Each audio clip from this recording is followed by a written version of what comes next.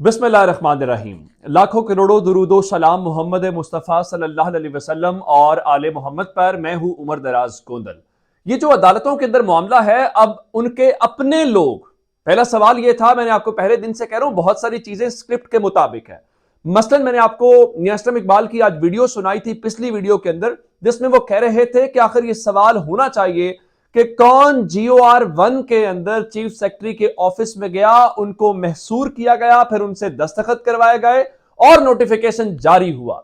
ये सारे मामलात अपनी जगह के ऊपर हैं। मैं आपको सिर्फ शुरू के अंदर एक चीज ऐसी सुनाना चाहता हूं जिससे आपको ये केस क्लियर होगा और बाकी खबरें मैं आपको दूंगा।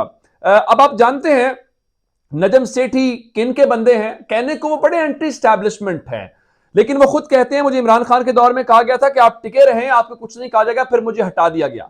नजम सेठी क्या कह रहे हैं जरा सुनिए, फिर अगली बात बाद में करते हैं। हो गया है कि अब सब ये जरा सुनिएगा। ऐसी चलेगी, आखिर में हर बात एस्टेब्लिशमेंट के पास नहीं जाएगी, हर बात अदालतों में जाएगी। ठीक हो गया, क्योंकि वो वक्त खत्म हो गया है कि अब सब भागते हैं उधर, अब सब भागेंगे इधर, और इनका तारुफ, इनका जो ताल्लुक है वो उधर होगा और उसके जरिए मामला आगे चलेगा। ठीक है, उसके जरिए यानी वो ये कह रहे हैं कि होगा अब क्या होगा, ये कि अब हर चीज एस्टैब्लिशमेंट खुद नहीं मंगवाएगी, अब हर चीज जाएगी अदालत के पास, और अदालतों के जरिए लुबे लुबाब ये है कि अदालतों के जरिए एस्टैब्लिशमेंट इन चीजों को देखेगी। अब जरा आप कल वाले फैसले को देखें, और कल वाले फैसले के मुतालिक क्या कहा गया था। चौधरी परवेज भाई बार बार क्या कह रहे थे कि एस्टैब्लिशमेंट चाहती है कि असेंबलियां ना टूटें, असेंबलियां ना तोड़ने के हवाले से कल अदालत ने एश्योरिटी मांगी, फिर एश्योरिटी दी गई। लेकिन अब देखिए वो इतने परेशान हैं कि अब पहले एक प्रेस कॉन्फ्रेंस हुई, फिर शहबाज शरीफ साहब के साथ एक इजलास हुआ जिसमें यह फैसला किया गया है कि वो सुप्रीम कोर्ट में चैलेंज करेंगे। बिल्कुल ठीक है, बुनियादी तौर पर दो बड़ी बातें हैं। पहली बात यह है, सुप्रीम कोर्ट चैलेंज इसलिए करना है कि 11 जनवरी तक असेंबली नहीं टूटेगी तो हम जरा चले जाते हैं सुप्रीम कोर्ट, और सुप्रीम कोर्ट नोटिस दे देगी और सुप्रीम कोर्ट से कहेंगे जब तक हतमी फैसला नहीं होता तो आप असेंबली तोड़ने से रोक दें। पहला पर्पस तो यह है। दूसरा सवाल एक पैदा होता है कि अगर आपको इतनी ही फिक्र है और अगर आपको इतना ही अदालत के फैसले से मसला है, तो अदालत के फैसले से पहले आपने तहरीके अदम एतमाद वापस क्यों ली? इसका मतलब है कि आपके पास नंबर पूरा नहीं है।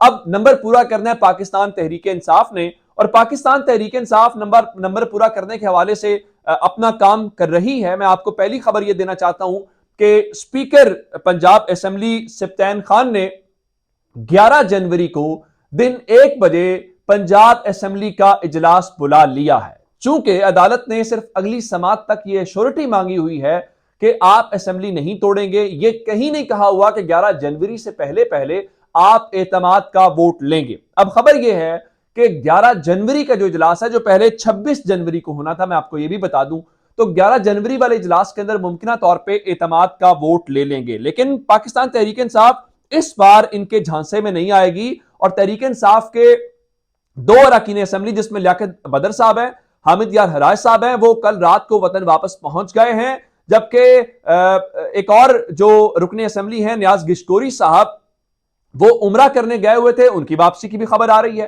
2 मजीद पंजाब असेंबली के लोग हैं जिसके अंदर शमसा अली साहिबा मौजूद हैं, वो दुबई के अंदर मौजूद हैं। वसीम खान बादोजई जो हैं वो बरतानिया के अंदर हैं, वो भी वापस लौटेंगे। तो 2 वापस आ गए, एक आ रहे। मजमूई तौर पर तहरीक इंसाफ के 5 लोग इस वक्त बाहर हैं और वो भी वापस आ जाएंगे। और अब से थोड़ी देर पहले फवाद चौधरी साहब ने यह बात की है और उनके मुताबिक 187 का नंबर उनके पास पूरा है, यानी 177 पाकिस्तान तहरीक इंसाफ के और 10 काफ लीग के। तो इनका जो ख्याल है वो नहीं होगा। मैंने कहा था कि ये सिप्तैन खान साहब ने रात को खुद भी बता दिया था कि हमें अखलाकी तौर पे अब एतमाद का वोट लेना चाहिए ताकि हम अपना नंबर पूरा कर सकें। अब जरा एक और खबर सुन लीजिए कि खान साहब ने आज सहाफियों से मुलाकात की और खान साहब ने एक नया इंकशाफ किया। इंकशाफ यह किया है कि जनरल बाजवा और जरदारी साहब ने कोई डील कर रखी थी। अब वो डील क्या थी? क्या वो डील बिलावल को वजीर आजम बनाना है? क्या वो डील कोई और है? इस बारे में खान साहब ने तफसीलात नहीं दी। और इमरान खान के मुताबिक सबसे बड़ी रुकावट एहतसाब में जनरल बाजवा ही थे, अदरवाइज हम सफाई कर देते पाकिस्तान के अंदर। और खान साहब ने एक और बात वाजे की है कि देखिए अब मैं हुकूमत में आने के लिए कोई समझौता नहीं करूंगा, इक़्तिदार की खातिर अवाम को ठेस नहीं पहुंचने दूंगा। और एक और बात, चूंकि इमरान खान ने पहले बताया था कि शहबाज शरीफ जब जेल के अंदर थे तो जनरल बाजवा ने उनको फोन किया था, तो दूसरे नंबर के ऊपर अगर जरदारी साहब की और बाजवा साहब की कोई डील थी तो फिर इस मुल्क के अंदर किसको मसला है? अगर एस्टैब्लिशमेंट को भी किसी की करप्शन से मसला नहीं है, किसी की दो नंबरियों से मसला नहीं है, तो फिर ये आपको और मुझे बेवकूफ क्यों बनाते हैं? फिर मान जाना है कि एक ही तस्वीर के दो रुख हैं, दोनों एक दूसरे के मफादात का तहफ्फुज करते हैं। अब प्रॉब्लम क्या है? प्रॉब्लम है यूथ, प्रॉब्लम है इमरान खान, प्रॉब्लम है वो सहाफी नौजवान जो सवाल उठाते हैं। ये पहले प्लॉट्स देके किसी को चेयरमैन बना के मुंह बंद करवा दिए जाते हैं क्रिकेट बोर्ड का, कोई फाद हुसैन नामी मुआविन खुसूसी बन जाता है। अब मसला यह है कि सिर्फ वो हबीब अकरम साहब की जबानी मसला सिर्फ इमरान खान का बदलना नहीं, कौम भी बदल गई है। कौम को भी पता चल गया इस कौम का एक ही मसला है। मैं बेशक वो बोलूं ना, आपको भी पता है मैं किसकी बात कर रहा हूं। वही मसला है, जिस दिन वो मसला ठीक हो गया पाकिस्तान तरक्की करेगा। ये नहीं हो सकता कि बांग्लादेश पाकिस्तान से आगे चला जाए, ये नहीं हो सकता इंडिया से इतने पीछे रह जाए। ये कैसे हो गया?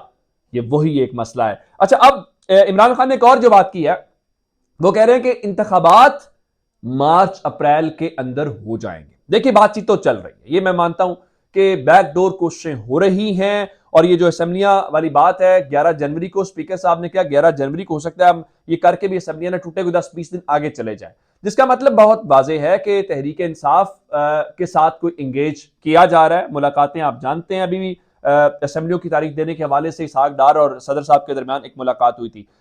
इमरान खान ने एक और बात की है, और पीर के रोज, चूंकि पहले 22 तारीख की थी, फिर कहा गया हम सुप्रीम कोर्ट जाएंगे। आज खान साहब ने यह बताया है कि पीर के रोज कौमी असम्बली के अरकान जाएंगे और अपने इस्तीफों की तस्दीक करेंगे।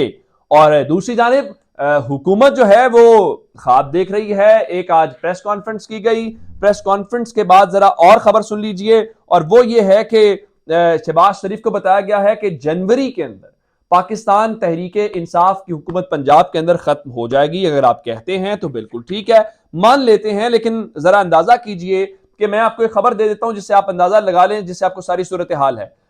एमकेएम पाकिस्तान, फारूक सत्तार, मुस्तफा कमाल, ये 3 मुख्तलिफ ग्रुप्स हैं। इन तीनों ग्रुप्स को इकट्ठा करने की कोशिश की जा रही है, डेवलपमेंट हो गई है, इत्तेफाक भी हो गया है।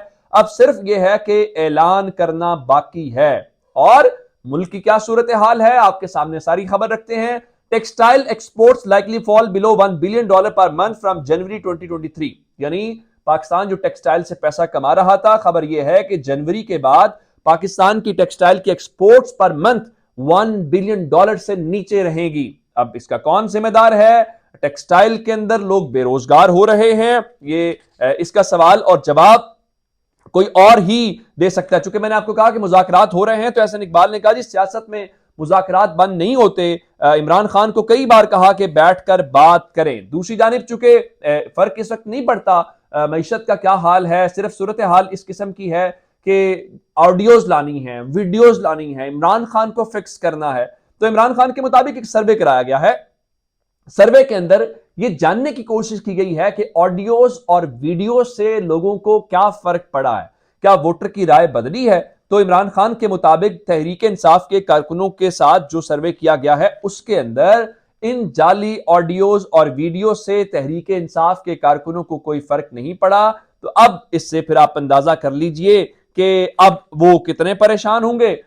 एक खबर और इस सब की सूरत हाल में कि इलेक्शन करीब है, तो इलेक्शन वाले मामले का आप अंदाजा इस बात से कर लीजिए, तोरी निसार एक पुराने खिलाड़ी हैं, एस्टैब्लिशमेंट के बहुत करीबी हैं। वो कहते हैं जी सियासतदान अपना काम करें, एस्टैब्लिशमेंट अपना काम करें, सबको अपना काम करना चाहिए, लेकिन जिनको नहीं अपना, जिनका काम उनको रोकना चाहिए। सियासतदान तो अपना काम ही करते हैं। तो उन्होंने भी आज अपने हल्के के अंदर, हल्का 10 के अंदर, वो कह रहे हैं इलेक्शन लड़ूंगा, तो वहां पे कैंपेन शुरू कर दी है, जो इस बात का इंडिकेटर है कि मुल्क में वाकईतन इंतखाबी मुहिम का आगाज हो गया है। अदरवाइज सॉरी निसार अभी एक्टिव न होते, इसका मतलब है कि चीजें उसी तरफ जा रही हैं। अपना बहुत सारा ख्याल रखिएगा। खुदा हाफिज।